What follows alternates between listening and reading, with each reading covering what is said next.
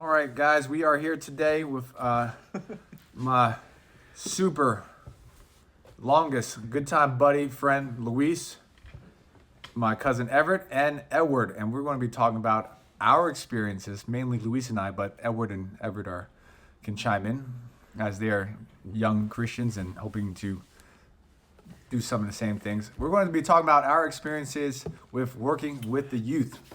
So, just before we get into that, I wanted to share a couple things. Number one, I don't know who listens to it. It's nice if people do, but at the end of the day, the primary audience is myself because I enjoy talking to people. So that's number one. And I wanted to take that point and highlight what I appreciate about my time with Judy. So Judy, if you're listening, I just want to say I love you dearly. And I was so touched by the conversation because I didn't realize this until after we talked. But somehow, for the longest time, you thought that God brought me into your life because you were a loser. And yeah, you're pretty much a loser. And I don't deny that. And I'm a loser too. But you thought that I was the answer to your prayer. And you said that, and you also wrote that in your card.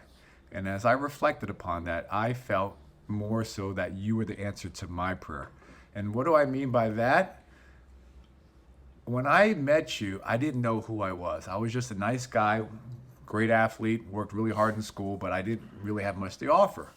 When I became your friend, I developed awareness that I love to motivate people, encourage people, and lead people. And I never knew it. I never knew I had that in me. And I also know that you are the perfect friend for me because no one else would allow for those qualities to come out because most girls reject me to this day, including my wife. And sometimes to this day, my wife included. And other girls, rest in peace, all y'all. So, but what I learned from you, Judy, was I had these gifts. And those gifts were to set the course of my life for the next half of my life. I was 18 years old when I became your friend, 17, and now I'm 38. And I've been serving, encouraging, motivating for the last 20 years. And I think part of that is because of my friendship with you, Judy. So what is the point of podcasts? When I look back and I listen to conversations, I give God glory and I thank him for my many friendships. And certainly my talk with you, Judy, was no exception. In fact, it was my favorite talk because I learned something I never thought about before. I learned you were the answer to my prayer, even though I never prayed it. I learned that God had a plan for me even before I desired to have a plan from God. So, what are we going to talk about today?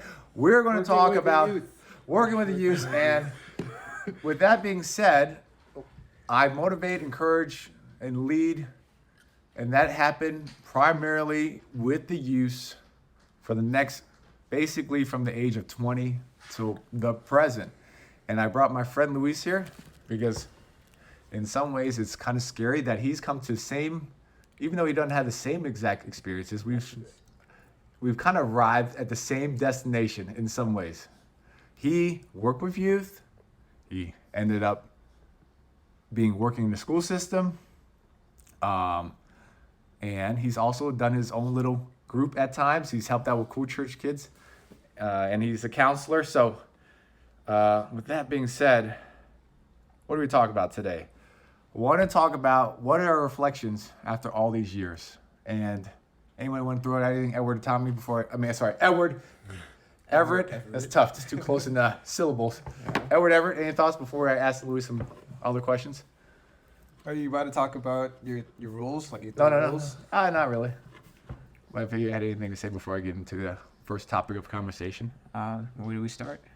Were you ever anything you throw out there? Yeah, as a kid looking up, there's always a role model or some type of fatherly presence that pretty much is the allure, right? For a lot of kids, we don't get the attention or the time from our own parents, so it's like you view these guys as like a big brother to take us out, and they're fun. Yeah, we have money and we have cars. Gotcha. Thank you. Not much money. Well, enough for McDonald's for everybody. That's right. Enough for the kids to use my money and then take their money to spend on stupid ass Yu-Gi-Oh and NX cards and pretend like they're poor, and then they buy nicer shoes than me, and now Edward has a nicer car. Nice, sir.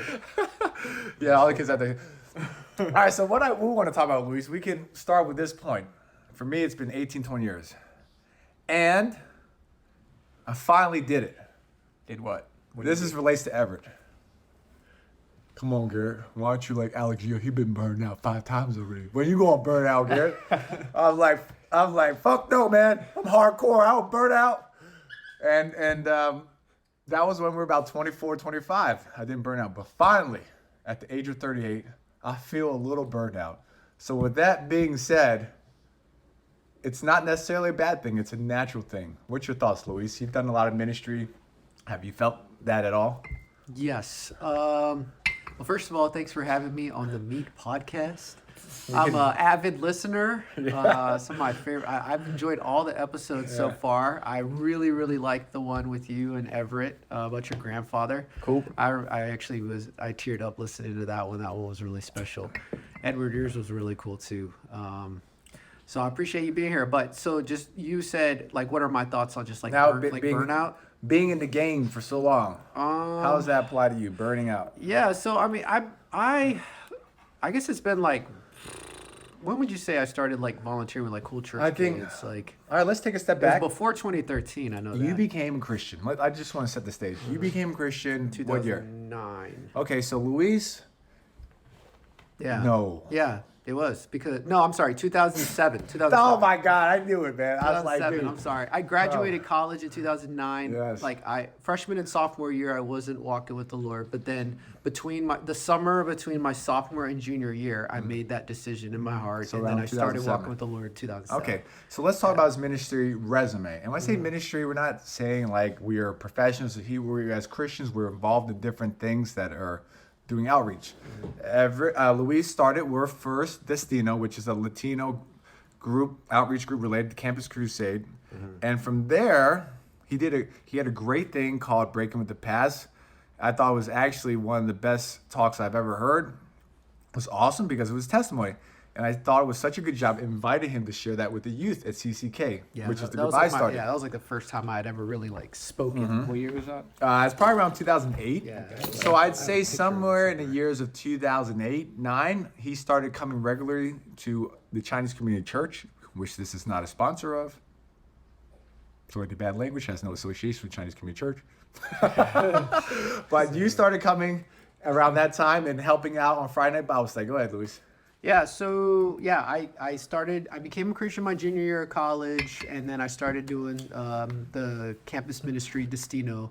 I hadn't really done like any public speaking or anything like that, but then you all invited me to share at Messiah, and I did Breaking with the Past. No, you did it. Sorry, he gets confused.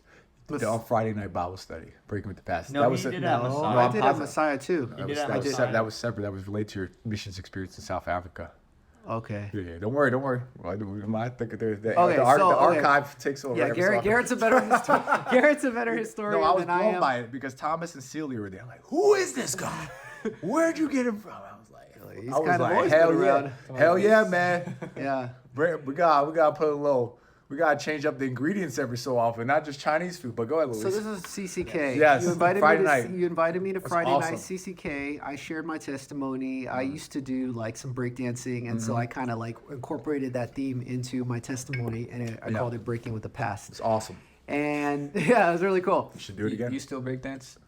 I do not actively breakdance, but if I try, like the muscle memory's still there, but I don't want to feel. Dude, I don't want to. it's like baggy pants. They only look cool when you're in your 20s, but That's when you right. get to 30, you look like a fool. It looks cringy at So that point. don't do that. So that would like that kind of like really kicked things off, and then I remember I don't exactly remember. I think you had invited me. I think that was like really a hit, and then you invited me to start actively participating in Cool Church Kids. Without going into On Friday details, nights. just want to throw in, he would come in with his ex-girlfriend, so it was a team effort, just to be honest.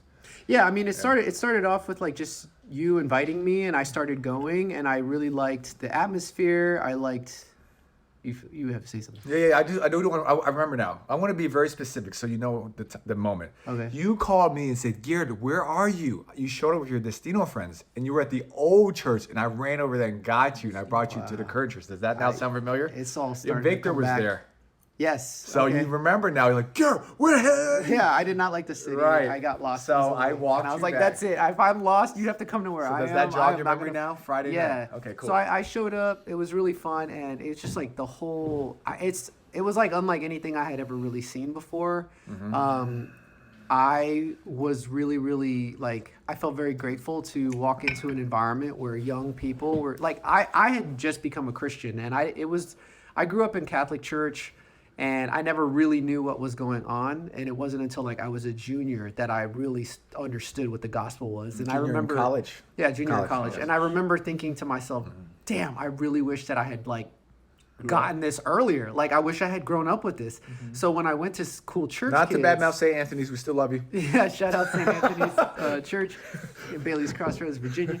But like, yeah, I was just like, man, that must be so cool. Like as a kid, like, you know, you're getting the message like early in life rather than like later. And I felt like I could have been spared so much.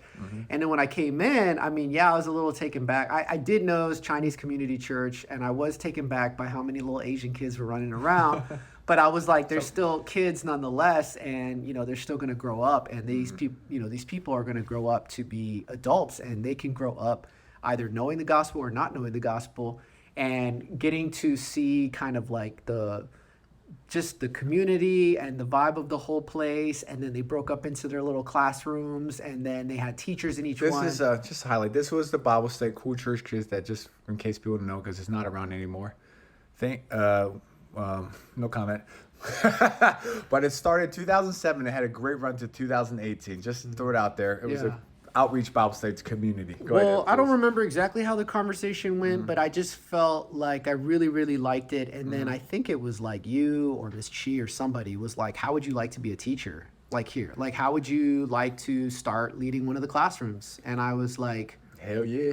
She asked well, me the same thing Yeah. the other, like, maybe a month ago, maybe 2 months ago. Man, I so- just wanted to let people know. All I did was mention it, like, hey, what if we brought this back? And it's like, you want to be a teacher? Well, Yeah. Edward, you're also trying to be a teacher. yeah, it'd be great Yeah. for me. But it's just funny because she said the same thing. oh, okay. Yeah. That's a funny Just want to throw it out there that even though there might be some racist jokes, we do love Latinos. We love the blacks in Africa. We really love every race out there and every gender Yes. and every sexuality. Black son, give him a black son. Black son. I have a godson who's. little I have a son named Garrett Wong who's black. So if you ever think I'm racist, remember I got a black son named Garrett Wong, and I have a black orphanage, African Yes. orphanage. Well, going Go ahead, back Luis. to your question, like, yeah, so like I got invited to be a teacher. I did not feel qualified to do it. I was like, oh man, like I don't really know. But then I did also see it as a Christian. I was like, this is an opportunity to serve. This is an opportunity to work with young people. And I started doing that. And yes, I was dating somebody at the time who was actively involved in the Destino ministry with me. And I ran the idea by her. She said, yep, sure. And then we just started going every Friday night and teaching the middle school class. That's awesome. Just another thought I want to say is sometimes doing ministry is very lonely.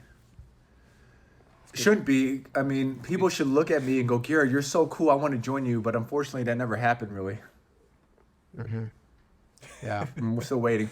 But Yeah. when a friend comes along, it's like you double your power or your ultra boost, whatever. It's like a Mario Kart when you hit one of those arrows. I think what was really cool about it was that you and I, we've known each other for a really, really long time. And we had a friendship before either of us really became Christians. And so I will say, and you know, I think you would agree with me on this, is that if we didn't, wouldn't be friends. like we probably would have grown apart. Like, you know, we probably would have been childhood friends. We had martial arts in common. We had that going for us. But then when we weren't really actively doing that anymore, I'm not really sure what the glue to keep what us would- together would have been. This would be a perfect time because I'm an asshole and I'm inconsiderate, and Judy says I'm arrogant, my wife says I'm arrogant. The Cool Church Kids only could exist because of the help of Dennis's mom. God bless you. Shout out Mrs. Dennis's Chi, mom, yeah. God bless you. I Shout love out you, Mrs. Mrs. Chi. Mrs. Chi. My wife, God bless you. Super important because she would bring the kids from Thompson. God bless you, me. I love you, and also Dennis. Thank you so much. And Shout out Dennis. and every time you Security. beat me up, I let you beat me up because I respect what you've done. Thank you, Dennis, for beating me up for no reason many times. And Luis is now joining the team, and it's a little different because Yes. he's my friend. So Yeah. I want to make sure we give credit to all the people who are involved. No, yeah, and the definitely. pastor Sam and whoever was there at the time. No, it was cool because I didn't really feel like qualified to be there. But then with everybody, I mean, everybody really just did a great job, honestly, hyping me up and being Hype. like, you're going to be a great teacher. You're going to do a wonderful job working with this youth. And I was like, oh, but I'm not Asian. You know, I'm not like. All right, let me I'm take a really good pause at for you. teacher. No, but Luis was able to relate to the youth Yeah. because they were I- all bad apples. So let's. I'm gonna ask a question for Luis because I kind of see. I'm kind of getting a structure in my head. So there are multiple stages in ministry, and you guys are probably in the early stages, like going through puberty. Sure. You know, when you say you're going through puberty, you have the first on your. Anyways, so Luis relating to puberty, like this was the naive, the innocent phase, like idealistic, like I'm excited. And this is where you were. Oh, now okay. later That's what you're saying. we do want to transition to the like, oh God. Yeah, no, You know what I no. mean? Yeah. But this is the point. Anyone who's interested in ministry, you will hopefully go through the idealistic phase because you should start off Yeah. idealistic. And I don't know if you guys have any thoughts before I move on, Luis or Everett. I mean, sorry, Everett or Yeah. Or Edward. Edward. Yeah. Y'all. Well, you know, God has a plan, and those plans involve tests, and you have to pass those tests before you can move on to the next harder test. Any thoughts? Are you? How about you guys personally? Are you in the idealistic phase of ministry? Because you're starting to help out a little bit. Go ahead, Edward or Everett. If you can chime in. I ain't innocent. I'm no virgin. Well, I'm definitely not burned out. Oh, I thought you were about to say something else. I'm definitely. Okay, go ahead, Edward. Yeah, I would say I'm in the early stages. Okay. Mostly because I can't really prioritize ministry as much as I want to. We say ministry out serving God, right? Serving God, yeah. So I feel like the real growth is ahead. Okay. I think that's a natural progression, like you pretty much like with a lot of things. But if we're talking specifically about like working with youth, like you come in bright-eyed, bushy-tailed, excited, and you're like, I'm gonna give this all 110%. And then I think it's a natural progression at one point or another to just kind of fall flat on your face, and then there's like this jaded period where you're like, man, screw this. And then I think that's like a really dark period. That's really tough. And then I think that you kind of slowly work your way up. You kind of rework your game plan, and then you start working. Because I do want to get to that differently. for sure. So one of the things I do want to touch upon later is burnout. How do you evolve? So, but I want to go. So if I can capture your feelings, excitement, enthusiasm, a new identity as a Christian. Am I correct? At that early age. Yeah, like getting wrapped up in CCK was really exciting. For you and me, we had a good run. Mine lasted a long time, but eventually, which is what I want to talk about, that bubble burst, and maybe and for me, boy, I had a good effing run. It's like Tom Brady had 2 decades, man. 2 decades of winning Super Bowls, and I felt pretty good about myself for a long time, and then I finally burned out. Tell me more. Garrett, you told me something really telling, man. What? You called me one time, and you were basically saying, as an advice Yeah. for being involved in the youth group, and it was also a reflection, and it was very sobering what you said. What did I say? You said, "Look at what these 20 years have got me." Oh yeah, of course. Good picture. That's right. So Was that recent? yeah, I say that all the time. It's a mantra. Because if you said that back in like 2000, No, that's a that recent. was 2 months ago. That was 2 years ago. So for me, I started feeling burned out about 2 years ago. But I want to hear it now from Luis because I know we can go on and on about all the different retreats we went to, which we did have an amazing time. We had so many great Super fun. moments. Yeah. Being at, well, actually, why don't we share a favorite moment before we get to that? Why don't you tell me one of your favorite moments that we can share? Of like any retreat. You working with the youth. Now, are we talking specifically CCK? Because No, but that we share. I kind of like transition into working with other kids. No, the ones that between us two. Like, Between maybe, yeah, us? just because we can share that. Yeah, like Dazi's sister. Yeah, all the inside jokes were pretty funny. That was What's always a the good inside time. joke? Oh my God, Inside joke. dude. There was That will not be repeated, even though this podcast is not filtered. It will Okay. not be shared, right, Luis? the unfiltered Yeah, we don't- podcast will you be don't available want- on Patreon. You're not allowed to know either. Okay. There were some times that were like the jokes would get out of hand. I wish that those was a were pretty joke. Who's funny. making the jokes? No, we like the First Amendment. Everybody. Is it Everett? Oh, I think sure, it'd be a good memory. my favorite memory would probably have to be going to Alive. Okay, go ahead. I was about to say the same thing. Go Is ahead. that Ocean Conference. City? Yeah, the Ocean City conferences. Those were super fun because we had the beach house. Give me one story. Um, Because I was going to bring up the Richard. oh, that one was really good. Why'd you I share that think one? so. My memory is not all that great, but I guess if I was kind of going with that one, Yeah. one time we were at the house, we were at the beach house. It was like some downtime. It was after the main session of the live conference, and Yeah. it just became a royal rumble in A the little, house. little bit like a pillow fight. in Like the living room. pillow fights, wrestling, like everybody was sweaty and gross, and it was Mm-hmm. just loud. It was crazy. It was wild. And I just think I think what made that time really special for me was that I felt like, man, this doesn't even feel like church. Like Hell this no. doesn't feel like a church group. This doesn't feel like a church We- a Christian conference. Like We don't want our church group to feel like a church group in any way. Exactly. That's everything I want to do about church is to make it not feel like church. But let's go with Richard. You were fighting with him. He's like, Yeah. you can't get me. Because Richard apologized. I'm going to sound racist for a second. He has a well, he very- does have a really thick. He has a kinda really thick accent. accent. He go, Luis, you can't give me. I have a shielda. I have a shielda. shielda." Yeah. This is when he's like 12. What did you do? And I just started like roasting him, and then everybody was like laughing. Oh, you said, what are you talking about? He just took his pillow and punched him in his stomach. Yeah, it was fun. That was one of my favorite memories, was just wrestling with everybody. But yeah, like I said, mostly just thinking like it didn't feel like a church group or like a Christian conference. It just literally just felt like I got to hang out with like people that were really fun, and I was just having a great We're time. bringing Everett into this. I'm It gonna- was just, you felt like, wow, this was a fellowship. This was just Exactly. bonding. Yeah. Like Frat yeah. house. Yeah. It felt, Girls yeah. and boys included. Yeah, there was just a lot of hate. It was just crazy. Yeah. It felt really Miss cool. Chi has nothing to do with this, nor Chinese Community Church for lawsuit purposes. I want to go one with Luis and Everett. Luis comes in and Alive again. Or I forget, Alive or Impact. We're talking about, yeah, man. Some kid, this is Luis, some kid at school, he roasted me. He's like, at least my hairline don't look like the McDonald's sign ever goes. He Oh, takes a yeah. hard look at his head. He goes, yo, that McDonald's sign look like it's broken.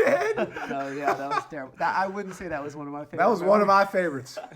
Yeah, you had a good kick out of that. Oh one. yeah, the hairline roasting is a good thing. It's very popular in elementary school. Yeah, that Middle was school. funny. Yeah. So yeah, that We had some good times. So let's go to because I want to hear more the harder stuff because that's more interesting to me. Mm-hmm. Some of the times when you felt burned out. Now, are we talking CCK or?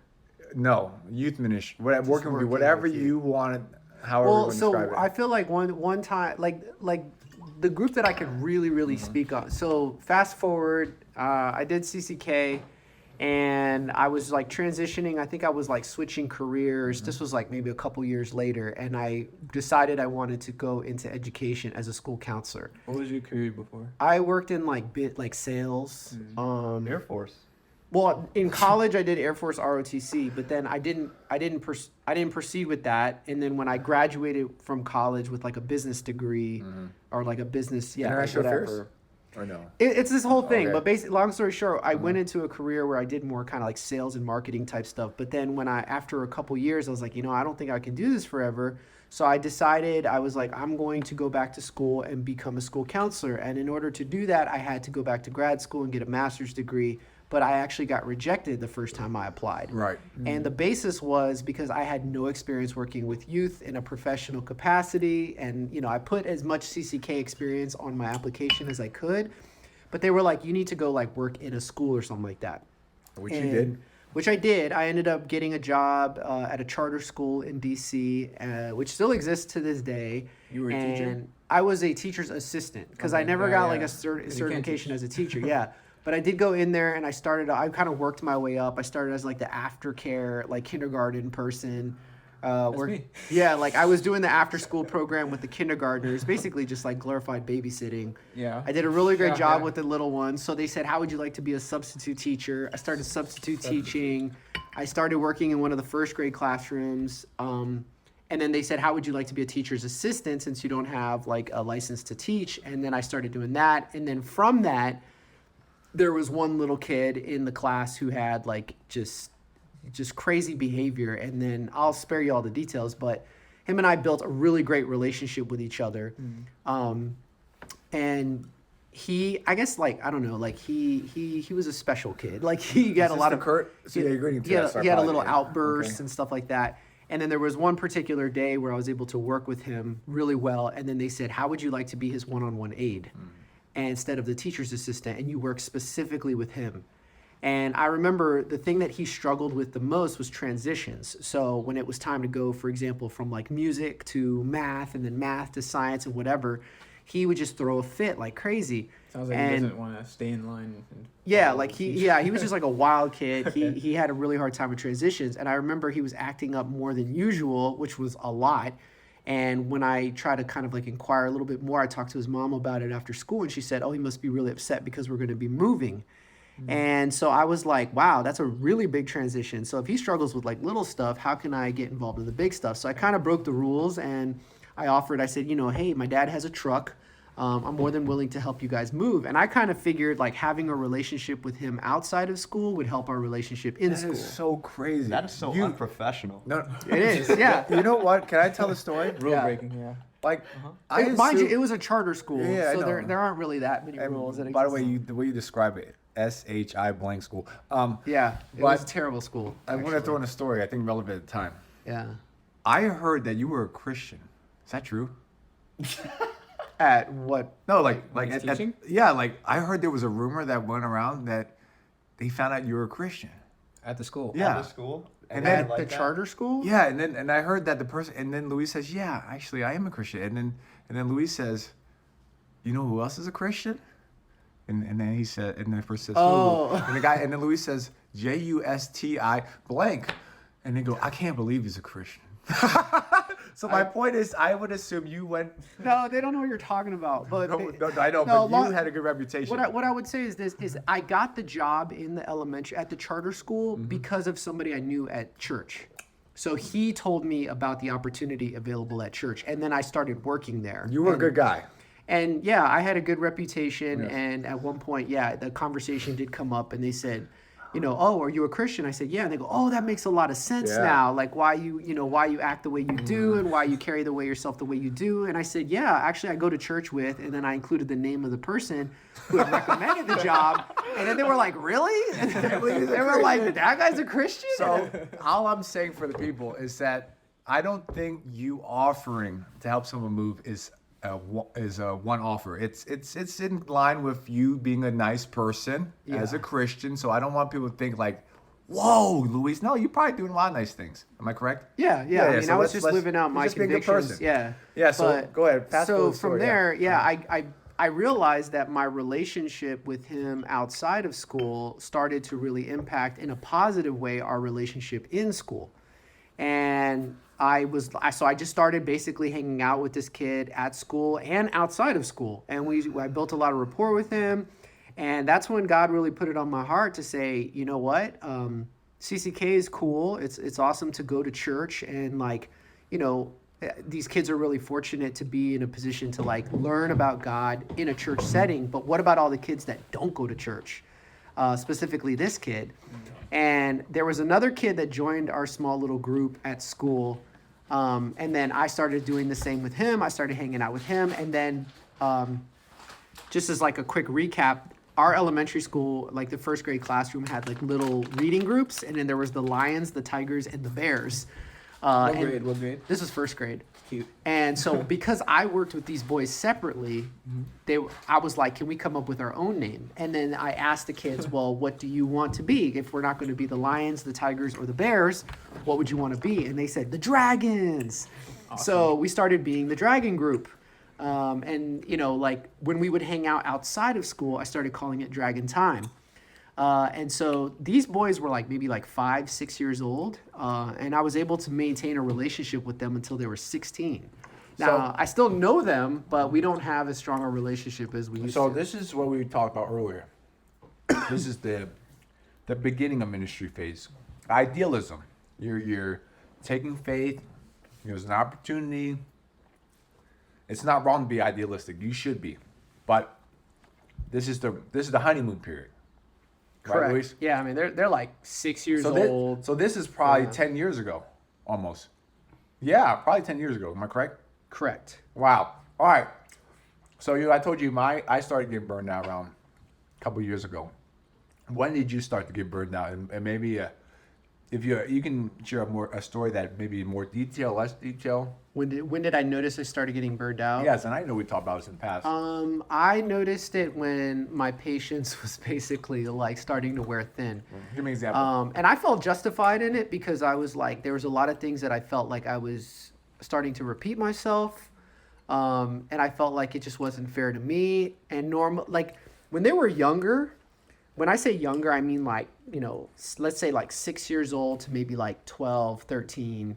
Oh, that you puberty is dangerous. Yeah, I'd say maybe like 11 or 12. Between 6 and 12, for that like 6 years, I was very, very patient. And I know for a fact that God was like, Luis, I want you to do this in the lives of these kids. Mm-hmm.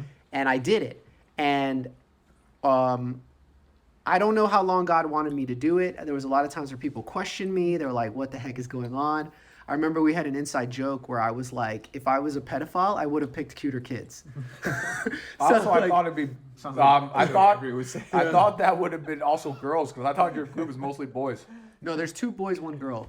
So like a girl came later, and so basically there was 3. Cuter kids, maybe. So no, also because like slightly older. no, they were all the same age. No, I'm that saying would if take you were a them out of pedophile, that you're not even. Well, anyways, what I'm saying is that like a lot of times people were like, Luis, why are you doing this? Why are you hanging out with these kids? Like, well, that's so weird, Like, what is it that's going on? And I would not have continued to do that if I did not feel a sense of conviction from God that this is what I was supposed to be doing. Is that how you explain it when they ask? Yeah, I straight up was like, it's a God thing. God put these kids on Okay. my heart, and he wanted me to walk with them through life until, I don't know, maybe he tells me not to. So for me, I'm just trying to guide the conversation along. When you start out, maybe you can tell me if you relate. You equate love with likability. Tell me a little bit more. So I want the kids. I want to make sure they feel loved. So whatever they want me to do, I want to do it for them. Like that. Like me, making them like me. Like, where you want to go? You want McDonald's? Guess what? We're going to McDonald's, kids. I got McDonald's. Come on, we love you, kid. We love you. What movie you guys want to see? So it's a lot of it is, it's catering to their needs, and you define whether you're doing a good job is liking. But certainly along the way you go, at least for me, I go, getting them to like me is not enough for them to mature as a person. So maybe we can use that as a talking point. But go ahead, Edward. Like Luis, did you have to find yourself balancing catering or pandering to these kids with actually trying to instill, certain traits such as discipline or So perseverance? like from like 6 to like 12, I focused more on like just having fun.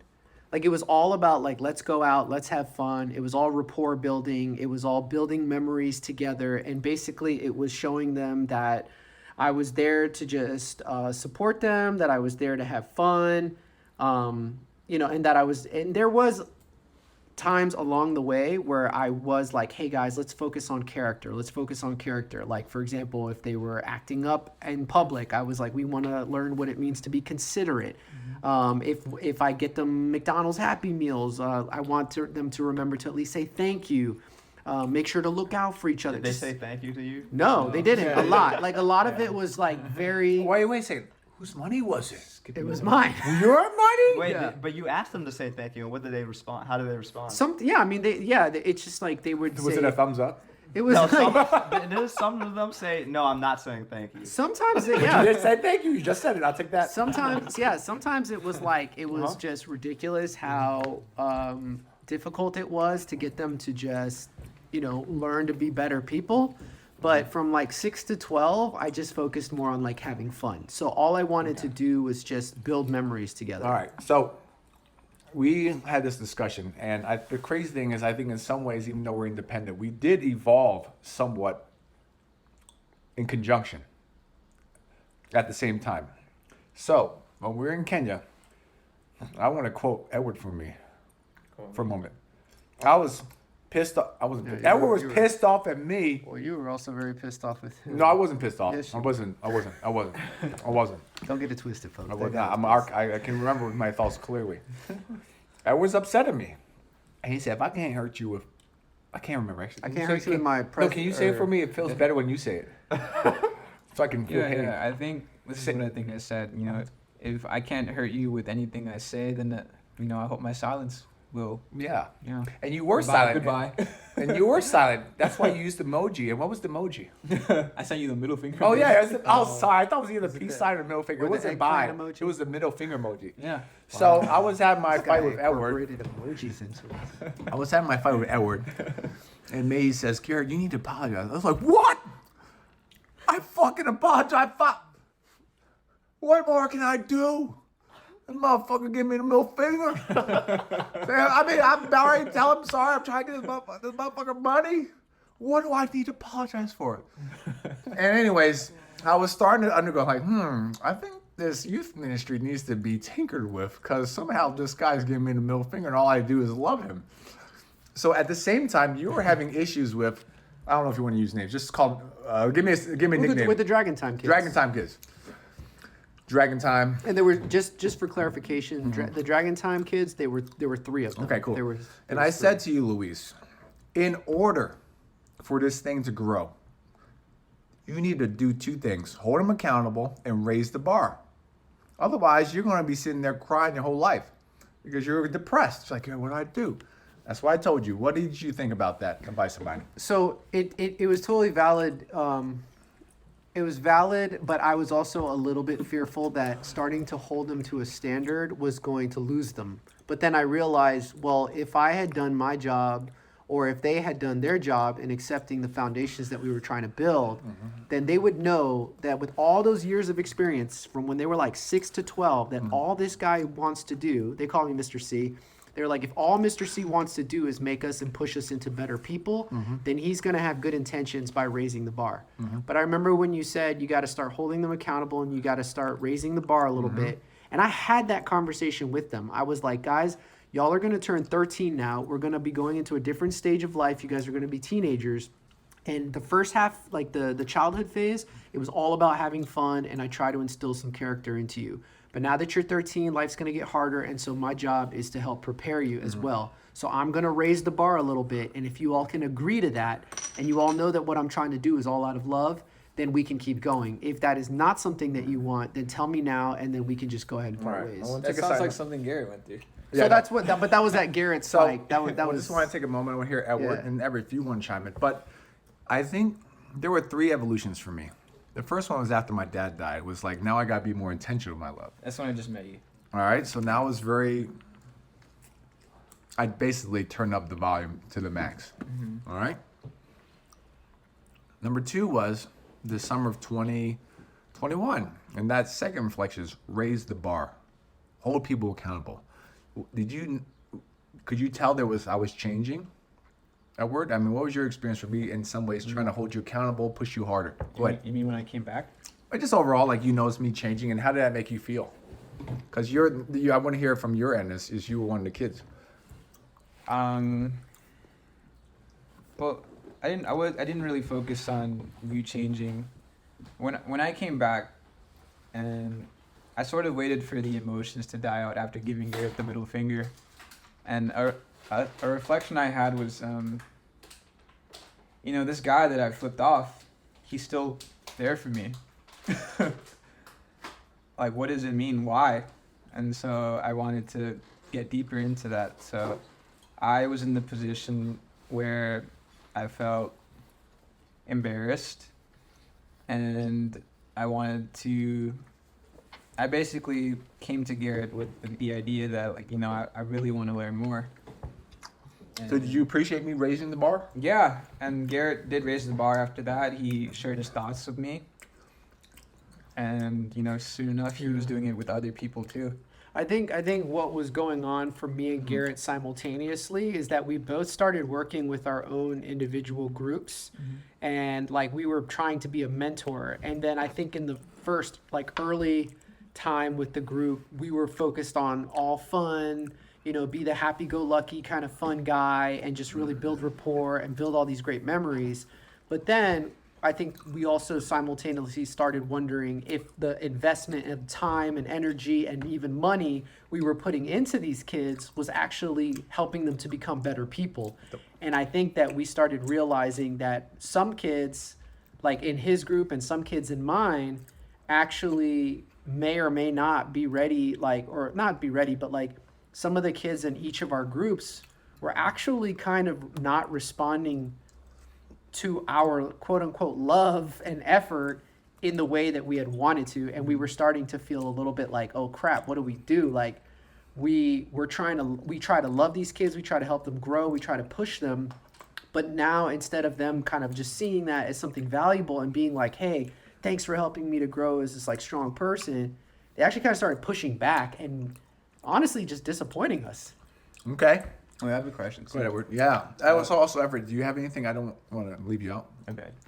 I would just say this. I think it is important, though, because you mentioned a conviction from God that you have to do your part. And ultimately, this goes back to like CCK with all those people and Garrett putting out his effort and doing what God had written on his heart.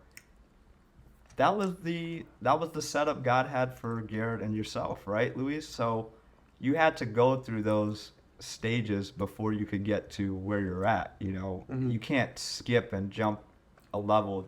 Yes, you can, if you have a mentor. But there's no one who's done what I had done, and I asked for advice, and no one gave me advice because no one's ever been in my shoes before. Because I asked Roy, and he goes, which I would highly respect. And for guys who love Roy, I'm going to get him on the podcast soon. But I asked Roy for advice, and he goes, Garrett, you just done way more than I've ever done. Like, I can't give you any advice. So the answer is you can skip steps if you have a good mentor. Well, that was tough because Garrett and I were very much peers in that, because I was doing my thing and he was doing his thing, and he was working with his group and I was working with my group. And it was kind of like a relationship. Like you kind of go into it and you've got these like rose-colored glasses on and it's fun and the butterflies are sparkling. Like, everything is just so perfect. And then all of a sudden it's like it starts becoming real, and then the bubble is kind of burst, and then you're like, oh crap. And it's like going through a relationship and not knowing any like good married couples to talk to. And so Garrett and I very much became peers in that because we were simultaneously kind of hitting that burst bubble at the exact same time. May I share another thought? We are also peers, unfortunately, because it's really hard to find people who's given as much as I have given and Luis has given. Now, we're not exactly the same, but my point is we are in rare territory where we've gone to places where not many other people are willing to go. So when we say that, we give personally, not through the church, not through some program, literally through Luis's broke wallet. He's giving his money sacrificially, correct? Like, it's not like this man has a ton of money and goes, hey guys, I'm a multi-billionaire. My name is Jimmy. I'm willing to mention. No, like we're doing it as students. Well, mind you, like I lived in Manassas, and two of these, like one kid lived in Hyattsville, Maryland. Another kid lived in Southeast DC. Like it took me about like an hour, sometimes 2 hours just to get to them.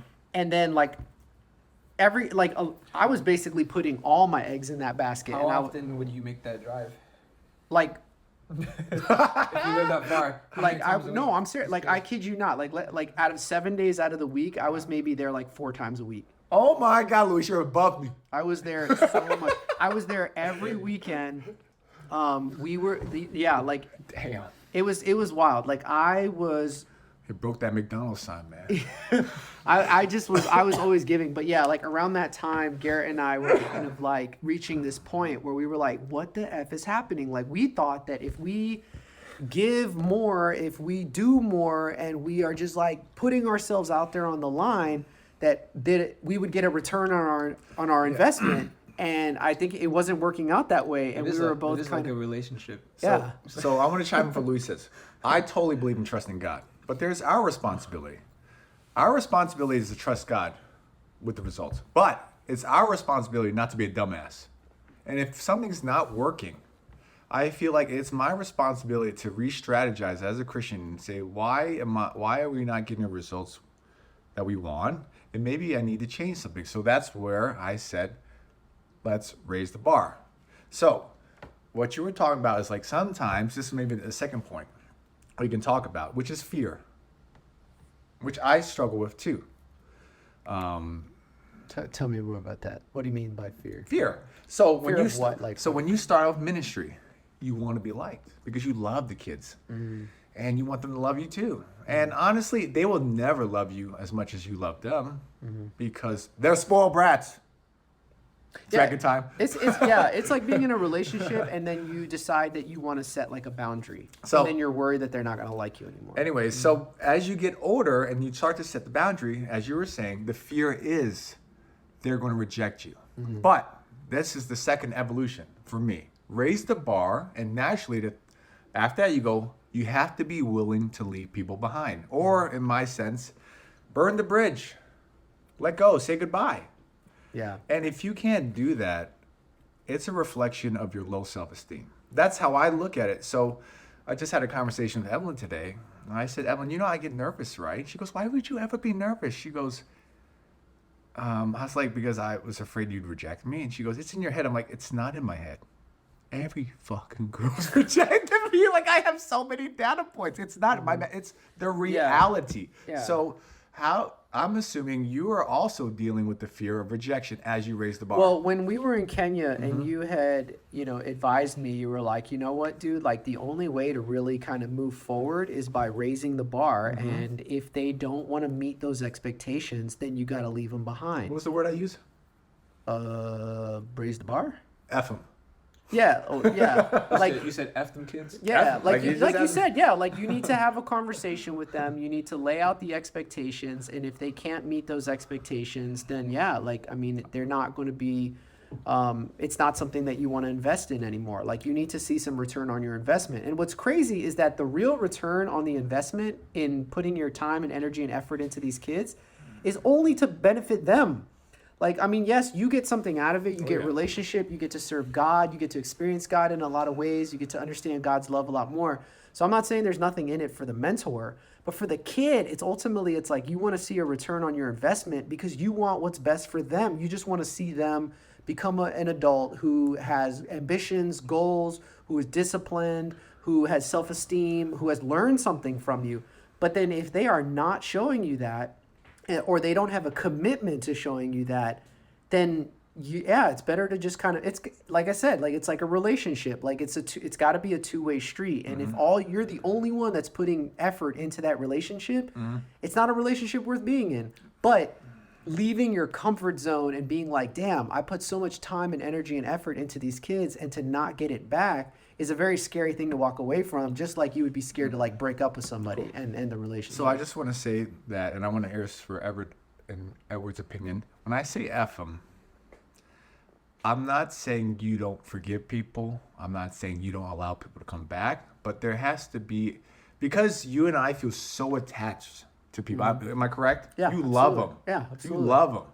Like, you At think one about- point in time, I was actually even considering legally adopting one of the kids. What did I tell you about that, Luis? You were like, That that was would a be dumb so stupid. That'd be so stupid. But what I'm saying is that That's how much you care. No, there's no doubt that on a logical level, that was like so stupid. However, that is an indicator of just like how emotionally invested I was in making sure that I was there. It's a reflection of your character. You really, truly intended. Yeah, like I was for them to all be in. good. Like I was like I had blinders on. I was like, I'm gonna love these kids till the day I die. Like it's So because you know that, what I'm saying, when I say F them, you have to violently remove them from your life because there's so much of a desire to cling on. It has to be just yanked apart. Yeah, It's yeah. like removing a tooth. And number two, I do want to say this. That doesn't mean they can't come back and we can't welcome them back. But it has to be super intentional. Because if not, Well, no, yeah, you have to follow through. Like, if you're saying, hey, I'm setting this bar, I'm setting this expectation. And I mean, this goes back to just like conversations about boundaries with people in general. Like, if you set a boundary for yourself, the amount of times that you violate that boundary is a reflection of like your own self-esteem. It's a reflection of your own self-love. Like, so boundaries really are just like a way of loving yourself. And I think it's great that we were so willing to go the distance with these kids, but I think it was almost to the degree that we were abandoning ourselves. And I think that when the scary part was like, okay, time to have this conversation and set this boundary. And if you legitimately cannot step it up and show me that you are equally committed to me as I am to you, then I have to walk away. I don't think you're being honest. The word is equal. I don't think you're asking for equal. I think you're asking, can you just show 10%? By effort, but what I mean, you know what I mean? Like for example, like if you only have 20% to give and you give 20%, you gave 100%. I got you. Okay, sorry. So that's what I mean is like you do what you can to show me that you are as like sincere and authentic and you're putting as much effort into this relationship. So even if you make a mistake, like apologize for it, you know, like Let me ask No, Edward you just want to see them try a little. exactly, yeah. Like I just want to see effort on your part. So with Because that the being worst is just like just ignoring you.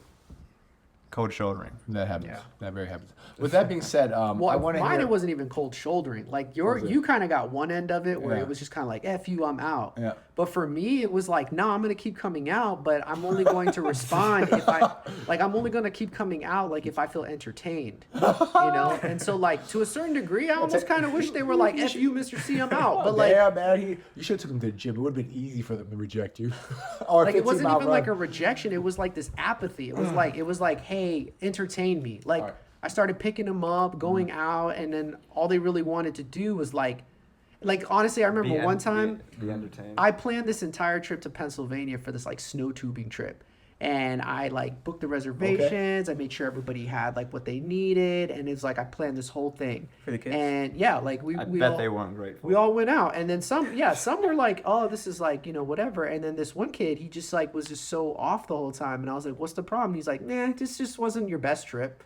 Like this wasn't like one of this wasn't Man, it was a Simon this, Cowell. was, this wasn't one of the most fun trips that you've planned. And That was I'm like, mid. That's crazy. yeah, and then I started feeling like a clown. Like I started feeling like, oh, like that's all I'm supposed to do is just create these trips. You and said it then was a take you resort? out. You took them to a resort? No, it wasn't a resort. It What was was like it was a ski resort. Are you Like, talking was about skiing. Yeah. snow tubing? No, in snow tube. It was like it was a resort, but there was snow Ski tube. Liberty. So what did that kid think your best trip was? What was When your, I took him to New York City, and we went to go see a musical. Skiing sounds amazing. No, we went snow tubing, and he was just like, this wasn't like one of your best You know why? trips. It's not an inner city sport. There's that, yeah. But You want to mess up his Jordans. bottom line, I just felt like I felt so taken for granted. I felt so like unappreciated. I just felt so like, how do you not realize? And the crazy part was I just kept rationalizing like, oh well, when they get older, they'll understand look it. back. They But might then never as know. they got older, they weren't getting it more and more. Like they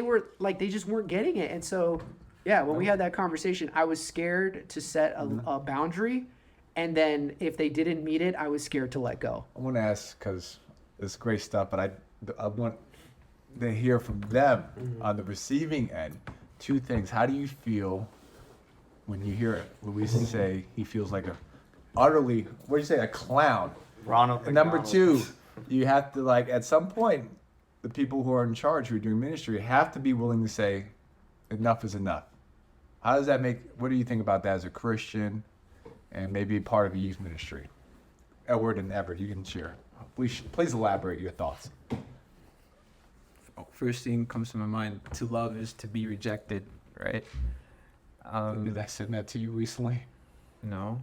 I just wrote that. No way. Yeah, if you care that much about someone, you're putting them in positions where they can, or it feels like they'll betray you and they'll hurt you really bad. What was the other question that you asked? Do you feel like it's cold, or it's not Christian enough to say enough? It's enough like that, or are you surprised, or you feel like, man, Luis, you're a dumbass. Like you did all this, I would never do. Like, what is your thoughts when you hear Luis share that, unfiltered, whatever you think?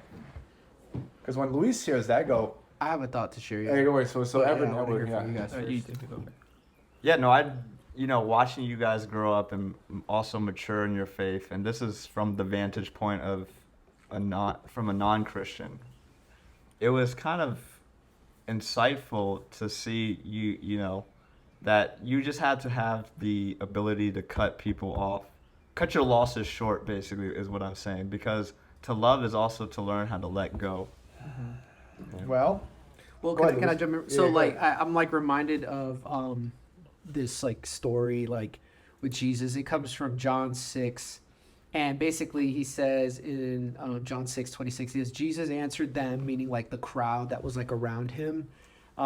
He said, truly, truly, I say to you, you seek me not because you saw signs, but because you ate your fill of the loaves. Like, that's what it started feeling like, it was like, I thought you were in relationship with me because you loved me, because you saw how much I loved you, and that was like being reciprocated. But then I started feeling kind of like, you are just like, You were time out. yeah, like you just think that I'm here to like entertain you and like give to you and stuff like that. And so I started feeling really like jaded, and that's when I was like, these dudes don't care about me. They just care about what I have to offer. Like, keep that thought. I do want to ask you a question, and I'll let you share more. But I do want to hear if you have anything else, because I think this is one thing. I would say this: I don't think you guys realize how depressed probably a lot of people in ministry are. Like, I bet you most pastors go through depression. yeah, I mean, Yeah. I wouldn't be surprised. pastors. Yeah, because they're alone. Who did he talk to? And then when the church gangs up against them, they go, "God, you abandoned me. I thought you brought me here." So I mean, are you surprised that he feels this way? Because I think for a lot of younger people, maybe not now for you, but when you were younger, you think I'm superhuman. You definitely- think I'm indestructible. Oh, I definitely don't think about how you feel. Yeah. Like how as did a you? young, Like, as a young person. yeah. What's your perspective? Um, Is that not how you feel? Like, oh yeah, Luis, aren't you supposed to? No, it's true. They were like, we viewed them as not entirely, Not- but not like that they I'm were not- vending machines. They yeah, were not like, that I'm "Oh." not grateful. I was grateful. But it just kept coming and it was consistent. So that's like how generous you guys are. I was grateful more for Luis than Uh-huh. Garrett at certain points, because Garrett was kind of hard on me in certain senses, and I was just like, Big brother. as a big brother. But also, Garrett wasn't really mature at those times yet. But Luis was more tactful in his speech, which helped. But all this to say, I think, it's totally understandable. You pour out so much, and for them to still not get it, it makes sense to feel defeated. By the way, I just side note relating to this before I want to ask you another question. I want to ask you to elaborate more on these feelings. Guys, I just want to apologize for those who've been hanging out with me. I'm sorry that we go back to Williamsburg so often. I know that I should do more for you all. I'm thinking maybe in the future, Las Vegas, since we're all over 21. But I have to apologize that if you've been there a few times, I'm sorry. I only spent thousands of dollars on it. You never paid me, so I want to be better. Because I do not want to be I don't want to be mid, like Luis. I don't want to have the feeling that they look at Garrett. You sure yes, you got the timeshare Williamsburg for the this year. kids? Yeah. I did get it for the kids. Absolutely, 100%. I bought it with them in mind. Absolutely. I think like in my mind, like the perfect scenario would have been, all right, I'm going to start investing in these kids, and I'm going to, put all of this investment on the front end. I'm going to go all in. They don't even need to know what I'm doing. But in the end, what I want to see is a return on investment. And that means they just grow up to be productive citizens who have ambitions and goals, and they're disciplined and grateful. And ultimately it's them who just benefits. But that's kind of going to be what success looks like to me. And then obviously with these kids, they weren't like church going kids. They didn't grow up. I like brought them to church and stuff like that. And I was hoping that we would eventually hit this point where they would like come to faith in Christ and stuff like that. But then like things started taking a turn because I was like, wait a second, this is not like the Hollywood Hallmark movie that I wanted. Like I put everything into these Is that more of a kids, BET and I movie? gave Straight these to kids DVD. all this stuff. And as they got older, it's like they started to become colder and like more and more ungrateful. And I'm like, this is not how that was supposed to go. Like I gave, and they're supposed to give back. Now, I want to say there's a difference between Luis and I. He has his gifts, I have my gifts. But I want to say, and I want you to elaborate on this. Part of it's a double-edged sword. Your gift is just so fucking charming. So fucking charming. And you know what the people look at Luis as? He cares about me. And you know what they look at him like? Not those kids though. No, but like I'm not just talking. They look at Luis, and they don't do that to me because I guess I'm whatever it says. I'm not as. Yeah, I'm just They, a they little think more I'm. charismatic. They that's think all. I'm more of a more drill sergeant. They look at you like, oh, I just gotta call Luis, put it in a quarter, and I get my dopamine. They look at you as an emotional vending machine. A lot of kids, particularly girls. So, because girls like. Where are we going with this? I'm saying that they looked at him because he's a counselor, and at what point do you go? You know what? I'm sick and tired of just being an emotional vendor. We've had this conversation many Well, times. like for example, like I had so many heart to hearts with like, and not like naming names, but like I had so many heart to hearts with kids that just like were like, I'm gonna give my life to Christ. I was like, this is like the 4th time we're having this conversation, like, but yet I don't see any difference in your life. And so like I did start to feel like not just with these kids, like these Dragon Time kids, but just like other like younger people, like going back to CCK, like there was a lot of times where people would like hit me up just to kind of talk and share. But then what was the really frustrating part was I thought I was doing my part by being there for them. But then when I realized their lives were no different, then the next time they would hit me up, I kind of realized like, what am I doing? Like, what exactly do I offer anybody here? great tone of voice. I guess I don't know. Soothing to But I was like, yeah, like, you know, like they like, hey, can I talk to you? Can I, you know, blah blah. And then we sit there and we have this whole heart to heart conversation. And then a year or so later, we come right back and it's like the exact same thing, and you're almost kind of the exact same person. That's when I started realizing like I don't think I'm doing everyone this says that, correctly. right? You know what, Luis, you are? You're one of those phone blank operators they just call at the night. Oh, it's like the highlights. 1-800-FEEL-GOOD. Hotline, yeah. 1-800. No, but yeah. but mind you, like my intention was not to just like make somebody feel better in that moment. Like But it did. I ultimately wanted there to be like lasting change there. But then that's when I kind of started moving into feeling more jaded, where I was like, it doesn't matter how soothing I can be, it doesn't matter how like what anecdotes I could use, what kind of like little like lessons I could put in their ear. Like people suck, and they just kind of keep going back to being the same people. And that's when I started feeling like, damn it, like We're not using last names, by the way. We don't know his. We don't know this. We don't know who this man is. but yeah, people suck. yeah, like, you know, I kind of hit this place where I was like, you know what, like I'm not doing nothing for nobody anymore. Even me? No, Kidding. No. We're talking about ministry. But yeah, that's what I'm talking about. Like I kind of realized like, you know what, like this is great, but like nobody seems genuine. Like nobody seems for real. Like when we're talking specifically about like youth ministry, I was like, man, I'm done. So, I don't all want right, to I want to hear Edward and Everett any thoughts because these are gems. No, it's true. They're uncut. They're a little raw though. nuggets of gold. Yes. You know, actually, because I like to double check and verify. I mean, that's the nature of my job. But so when I see you guys relay and try to mentor us and give out your data points and working with a smaller group, yeah, it matches up. I mean, kids are not grateful. They just take you for granted. And so I think one of the important things too is to bounce back quick though. Now I want to say this. It's not my goal. Well, that's to what we work can with talk smaller people groups. It's just that's the nature of the game. If you ask people to rise up to the challenge, it's just you're just not going to have everyone rise up. So it happens to be smaller. I don't want to say I'm purposely. No, I'm not him and saying I- you're purposely doing it. Yeah. I'm just saying it depends on the person and their personality, right, and their talents. Some people are great with working with bigger groups. Some people are not. Some people are introverts. Some people are extroverts.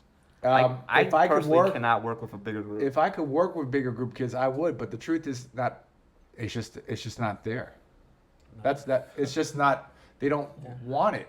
That's all. It has nothing to do. I just want to say it has nothing to do with like smaller is better. It's quality over quantity, and quality usually happens to be more refined. But Edward, any thoughts? I had a question earlier. You want to put a quarter in too? No, I think it was, Garrett mentioned that his father passing changed the way he viewed ministry. Did you have any like external things happening in your life that also like changed the way you did things, or that helped you? So my initial like going into starting to mentor these kids a lot more came from a divorce. So like I was looking for productive things to do with my time other than like sit there and just feel miserable. And I remember a friend of mine at the time was like, what gives you like hope? What instills like hope in you? Like right now is a very like hopeless time. Like it's very like tough. So what like fills you with hope? And I was like, well, working with like these kids. And he's like, well, then do more of that. So I was like very driven by that, and I was like, this is a worthy investment. So I gave a lot of myself into that. But then yeah, I mean, it was like I said, it was like the relationship started off all like lovey-dovey and rose-colored glasses, and it was so much fun. And I was like, oh, this is gonna be great. We're just gonna have this like amazing story. And then yeah, like it kind of just To Crash. follow up to Edward's question, so now for your current state, how are you embodying all those lessons that you've learned? We'll get to that later at the very end. Maybe that'd probably be a good ending. yeah. But I do want to ask one more thing, that's a good point, because I want to ask him, like, if you were to go back, what would you change? And maybe we're looking back, that was a great. But I would say we're at the point where we do fear rejection, but In what we're talking. Like yeah. in the So area that's what right we're now, trying to like, go through the I see what you're process. saying. We raised the bar. Now the next question is, are you willing to part ways with people who don't meet the standard? Yes, for myself, 100%. For me, my conclusion is this, and I said this to you many times, it scares me that I actually apply it. I'd rather you respect me and hate me now than like me and then not respect me in the future. Mm-hmm. I found that respect, sad to say, which we should know from martial arts, as those Korean people beat us all the time, that respect is more important than anything else. And you should demand it. What year was that we had that conversation in Kenya where That you was were like, you got to raise 2021. the bar, Luis. Like, you got to 2021. raise the bar, and if they're not willing to meet it, Adios. then walk away.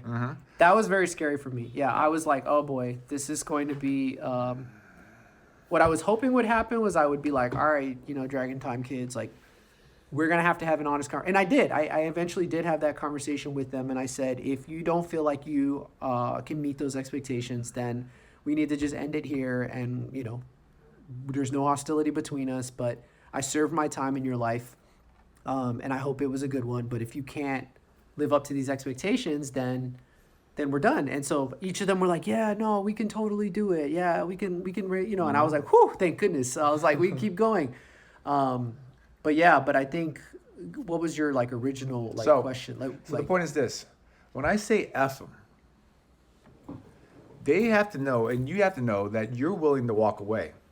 If you can't hold yourself to your own standard, why should the kids believe you? Yeah. Because if you can't do that, you don't respect yourself, nor should you expect them to respect you either. So that's kind of my, this is where I'm at right now. That I respect myself more than my desire to want to make people happy. And I have no problem in any way eliminating anything. I So- think what I noticed from you two in the growth, and this is helpful in my understanding and comprehension, is you guys have pivoted from being people pleasers to encouraging growth and maturity. And that was a pretty big transition because you guys are very charismatic. Well, I'm past that. I'm more of I'm like a coach. I'm cutting people. Like, we're not just encouraging. I'm literally saying, like, you don't understand, adios. Right. Like, we're past that. Right. And so seeing that transition has been helpful for Edward and myself to pretty much mold our understanding of how we approach youth. And with that being said, just to kind of respect, if the kids don't believe, you are not serving the kids by lowering the standards. By expecting them and holding them to a higher standard, you are now giving them the opportunity, because they know you mean it, to rise to the occasion. I'm not saying you've had success with it, but that's the God's honest truth. And No, it's true. You don't want to enable mediocrity. so That's the worst thing to do. it's really Yeah. it's really all of this stuff is also for them and for you yourself. This whole idea of raising standard. So Well, that just translates to normal life too. Like if you know your boundaries, you know what it is that you're looking for, and you're not willing to walk away if those things are not met, then you are like admittingly You like compromise. You're yourself. yeah, simp. you're admittingly allowing yourself to kind of just have like this superficial mediocrity around you. But when you now obviously people are not going to like when you speak the truth into people's lives, it's going to shift the paradigm and it's going to cause change. If what's left behind is like what's real, and then what leaves or what's not there anymore, or anybody that doesn't want to be there anymore, like it's gonna suck. And if you're still a people pleaser, it's gonna be really hard. Like, I'm gonna take that back. But then that's ultimately like just like a violation of self. Like you have to be willing to let things go. Don't violate yourself, man. Yeah, Don't but violate like yourself, man. yeah, like you have to like respect your own like boundaries with people. And like so like for example, like I just had that conversation with like a friend, and I still consider him a friend. Like, but I realized how much I was like coddling him. Like, I didn't agree with a lot of the things that he was saying and doing, and I never really like. I always tried these really soft ways to really kind of not confront him, but just like speak truth into his life. Because I was like, I don't really want to lose a friend. But then when I was like, you know what, like, I'm not really worried about losing a friend anymore because honestly, it's like, what would you rather have? Like, would you rather have people around you who you like actually don't agree with and you actually don't respect? Or would you rather just like speak the truth in love, of course? But then if they're just like, you know what, F you, I'm out of here. You didn't really lose anything because there was nothing really there to begin with. There's another component too. You are now eliminating something that wastes your time and opening the door for something that might be more meaningful. Correct. So you're clearing the clutter. Exactly. Yeah. Yeah. Like it's just it's crazy to think how much social clutter we I, allow in our lives. Like Not referring to my house. yeah, like Let me ask Edward. So that's something we're talking about. You know, this idea of respect, having boundaries, not walking away, and it's good for both parties. Like if it's not a fit, adios. What do you guys think about that, Edward and Everett? And then I'll ask you the final question, similar to what Edward said earlier. What's the question? Just any thoughts about this? You know, evolution. Like, do you think it's cruel? Because as Christians, we're called for the 90 with the one. I'll say this. Uh-huh. Going back to your point, I agree. You can skip certain steps because of mentorship, and this is the one approach, thanks to you two, and witnessing that. I want to say a key word. This is for mentoring, not grace and Bible study. Like, this is only for a Mentorship. specific context. Yes, specifically. This is There's not context. for pastors It's not or for pastors. yeah. But the approach that I've kind of tried to mirror now, it's like mentor and guide, or role model first before friend. If you put them, like these younger people who are immature, as a friend first over being a mentor or a guide or a role model, then that whole thing will crumble. Gotcha. You're saying make sure there's no draw a line in the There sand. has to be a line. Okay, Yeah, gotcha. it has to be. Mentor well, like first the before lines friend. get blurred when you're like 1 minute I'm a mentor, the next I'm like just like a friend. Like like you're gonna be a close person to them. Yeah. But if you don't like draw that line, I think.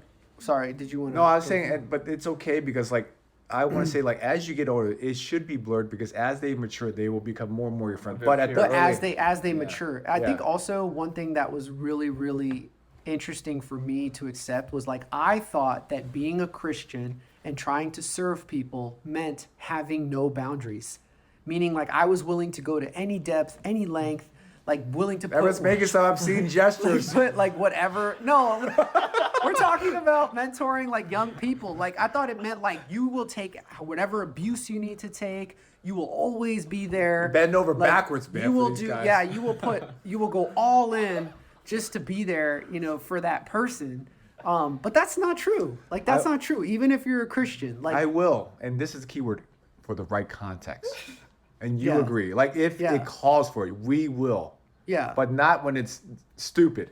It's self-sabotaging. Yeah, because I think it's like the same way that we could take like our relationship with God, and it's like, oh, I could just continuously Because keep doing. you and I whatever. would go out of our way for each other.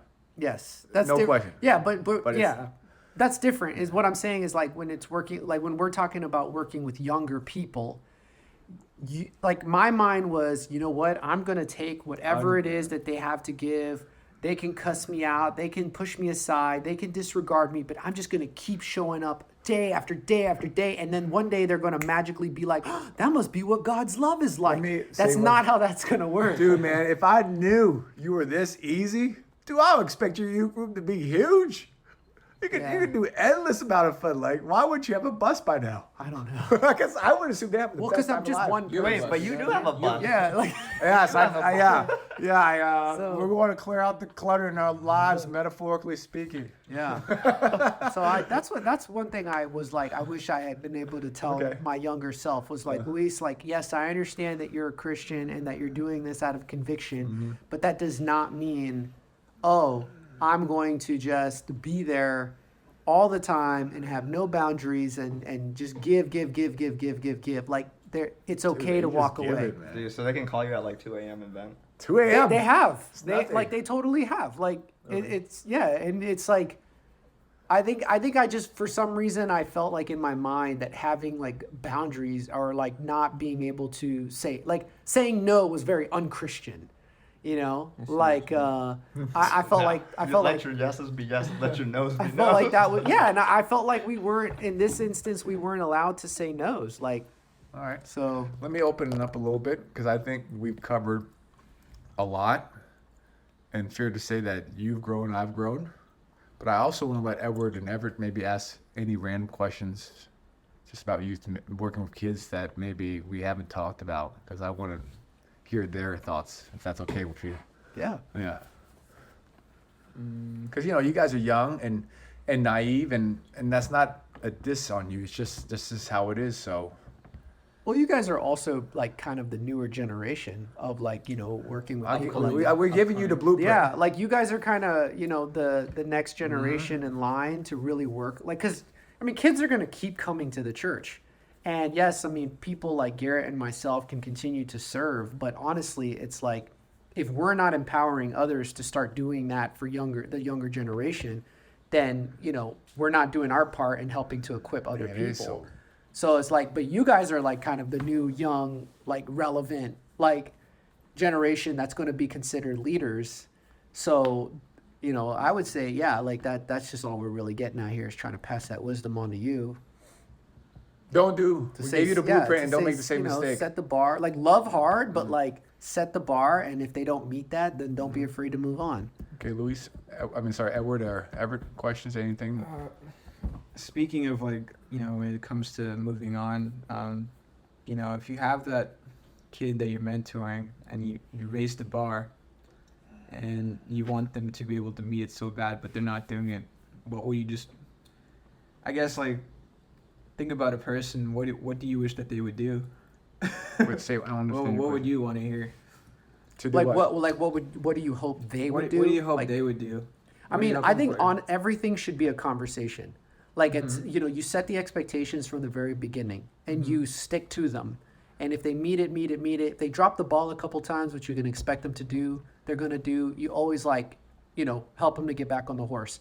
But if they're just consistently not meeting those expectations and assuming these expectations are healthy, they're realistic, and they're sustainable, but they just keep dropping the ball, then they're not putting their effort into the relationship like you are. And ultimately, like Garrett always says, like, you're not the one that walked away, they walked away. Well, I want to give you maybe a more nuanced answer. I agree with Luis, but maybe you could say, hey, man, it's just not a good fit. Why don't you find someone else? Well, that's what I would say is like I would have that conversation with them, bring, in a loving way, in a tactical way, bring the conversation up that you made it clear that these were your expectations, that these are ways that they haven't been meeting those expectations, that you're still there for them, that you want to be there for them, letting them know what your intentions are. But that if they can't continue to do that, then it's probably like Garrett said, like it's just not going to be a good fit. But that they're always welcome to come back. But there's going to have to be a significant amount of time, and you may not be the one that does it. Like you may not be available for them. So you're saying, just to recap the question and the answer, it's okay to basically rebuild that bridge, but where that bridge leads to may not be the same person. It could be another Christian in the context. Correct. of Yeah, because ministry, you might right? Because open it up is a new team relationship. effort. Yeah, like Right, you might start. There might be another. Like it's kind of like a football team. It's like, hey man, I want you on this team, but you're not showing up to practice. You're not putting in the work. You're not wearing the jersey with pride. Like you're cut. So I'm gonna keep working. Like I'm here on the field. You know where I'll be, but there's somebody else just waiting to be on this team, and I'm gonna work with the person who wants to work. If you work, I work. But then when they come back and they're like, no, coach, I want to be on the team. Get your ass All on the right, practice great, squad. But, yeah, but you're on the practice squad. You know You what I'm ain't saying? ready. Like Your at that spot is point, gone. I'm investing in. I'm working where where they're working. You know, like if he's working, I'm working, and I'm not gonna cut this person off because you want to come back and because you came to your senses. It does not mean you're not welcome back. It does not mean that you're not welcome on this team. But it's not going to look the same way. So you're saying recognize the situation and also be willing to just delegate? Yeah, I mean, but that's also why it's so important to equip other people. You know what I'm Right. saying? You gotta that, empower it. Yeah, exactly. Like you can't be the one person to do it all.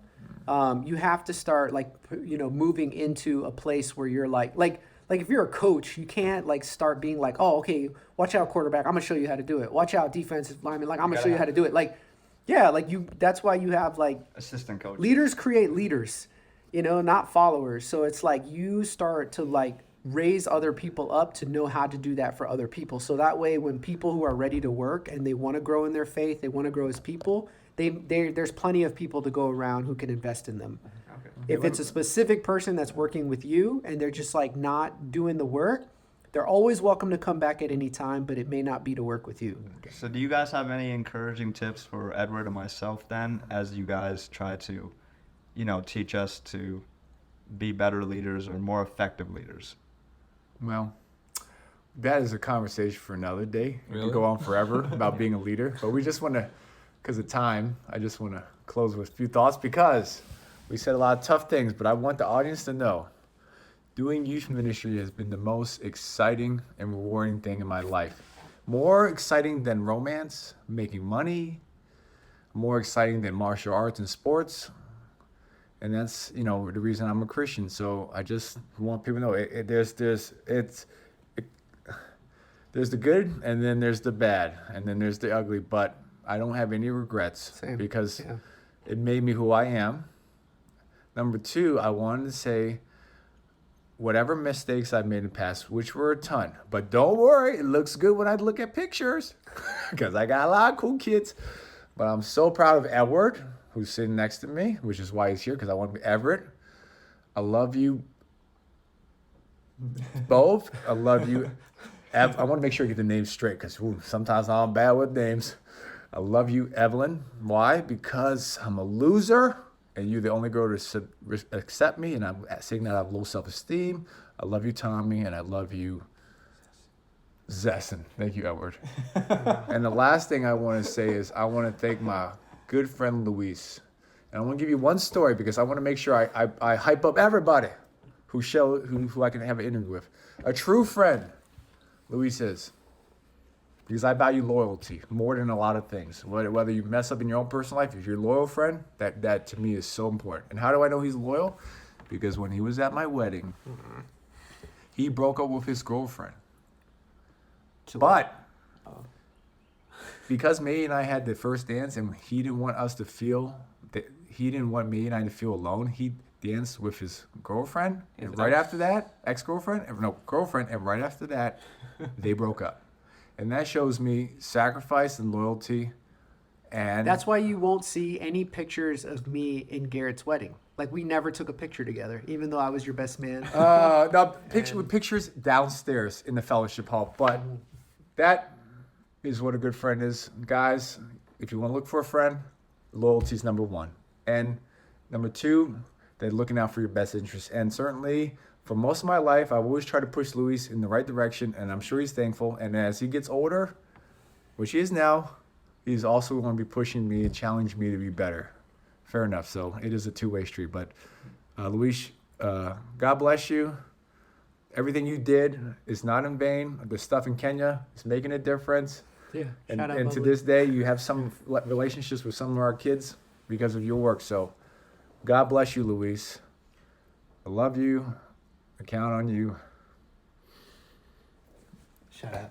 Aim for the bushes. That's right, baby. Aim for the bushes. It's a note of just go for it. We're in it together. We'll end it right there. Wait, I remember. Oh, when, shit. Yeah, Garrett just keeps going, man. But, Yeah, go ahead. no, I remember when Garrett told me that you were hanging out with kids, and I was like, I didn't know Luis did that.